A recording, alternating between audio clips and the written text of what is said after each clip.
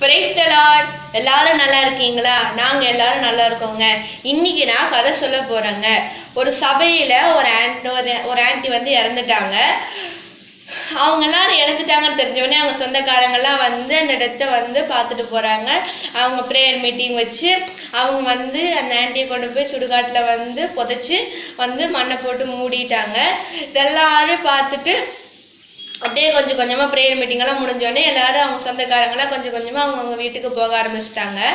அந்த அண்ணன் வந்து அவங்களுக்கு ஒரு பையன் இருந்தாங்க. அவங்களுக்கு அந்த அண்ணனுக்கு வந்து ஒரு 16 வயசு இருக்கும். அவங்க வந்து அவங்க உட்காந்து அழுதுட்டு இருந்தாங்க. சின்ன குழந்தையிலேருந்து அவங்க அம்மா வந்து அவங்கள பார்த்துக்கிட்டது, அவங்களுக்கு காய்ச்சல் வந்து பொழுது அவங்கள பராமரித்தது, அவங்களுக்கு வந்து புது ட்ரெஸ்ஸை வாங்கி கொடுத்தது, அவங்களுக்கு நல்ல சாப்பாடை செஞ்சு கொடுத்தது, அவங்களுக்கு படிக்கிறதுக்கு ஹெல்ப் பண்ணது, அதுக்கப்புறம் அவங்களுடைய ஆசைகள் எல்லாம் நிறைவேற்றினதெல்லாம் ஒன்று நினைச்சு அவங்க பட்ட கஷ்டங்களை ஒன்னொன்னா நினைச்சு அவங்க வந்து அழுதுகிட்டே இருந்தாங்க. இதை பார்த்துட்டு இருந்த அந்த அங்கிள் வந்து பாஸ்டர் அங்கிள் வந்து இதை பார்த்துட்டு இருந்தாங்க. அந்த பாஸ்டர் அங்கிள் வந்து அந்த அண்ணனை பார்த்து சொன்னாங்க, அவங்க அம்மா வந்து இறந்துட்டாங்க, நீ அழுகிறது உண்மைதான், ஆனா நீ இதை பார்த்து அவங்கள நினைச்சு அந்த கல்லறையை பார்த்து அழுதுகிட்டே இருந்தனா உன்னோட துக்கம் தான் அதிகமாகுமே தவிர உனக்கு ஒரு ஆதரவோ உனக்கு ஒரு தேற்றுதலும் கிடைக்காது.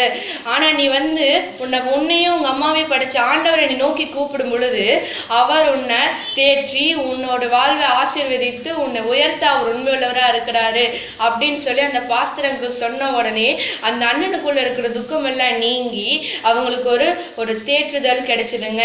அந்த அண்ணன் வந்து உடனே அங்கேயே முட்டி போட்டு ஆண்டவர் இடத்துல ஜெபிச்சாங்க.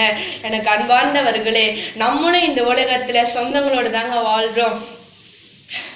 அந்த சொந்தங்கள் ஒரு சில சொந்தங்கள் எல்லாம் இறந்துருக்கலாம், உள்ளது வந்து அவங்க எல்லாரும் பிரிஞ்சு போயிருக்கலாம். நம்ம வருத்தத்தோடு எல்லாரும் வருத்தப்படுவாங்க.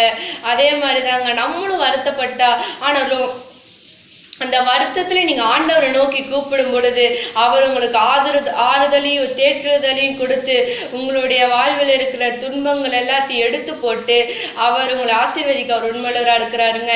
எனவே சொந்தங்கள் எல்லாம் போயிட்டாங்களே ஆண்டவரை நீங்க வருத்தப்படாதீங்க. ஆண்டவரே உங்களுக்கு ஒரு சொந்தமா இருந்து வழி நடத்த அவர் உண்மையுள்ளவராக இருக்கிறாருங்க. எனவே கர்த்தர் உங்களையும் என்னையும் ஆசீர்வதிப்பாராக. ஆமேன்.